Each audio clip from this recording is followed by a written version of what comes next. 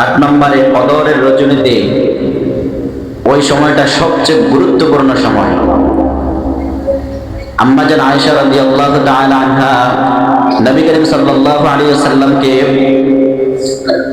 একবার জিজ্ঞাসা করলেন, বলেছেন, নবী, আমি যদি আমার জীবনে কদর পাই তাহলে আমি কি করব? এই কদরটাকে আমি কিভাবে কাজে লাগাইব?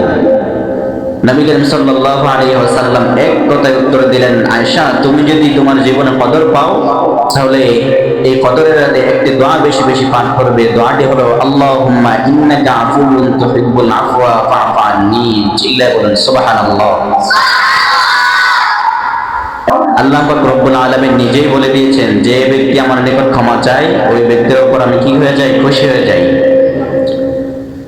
তাহলে কদরের রজনী যদি আমরা আমাদের জীবনে পাই তাহলে একটা দোয়া বেশি বেশি পাঠ করব। দোয়াটি হলো, আল্লাহুম্মা, সকলে বলি আল্লাহুম্মা ইন্নাকা আফুউন তুহিব্বুল আফওয়া ফা'ফু আন্নী।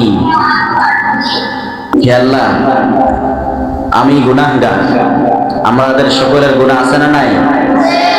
আমাদের মা বাবার গুনাহ আছে না নাই? আমাদের আপনজনের গুনাহ আছে না নাই? সকলের জন্য দোয়া করার দরকার আছে না নাই? এই জন্য নবী করিম সাল্লাল্লাহু আলাইহি ওয়াসাল্লাম শিখিয়ে দিয়েছেন, আল্লাহ পাক রব্বুল আলামিন এই 8টি সময় আমাদের সকলকে বেশি বেশি দোয়া করার তৌফিক দান করুন। সকলে বলেন আমিন।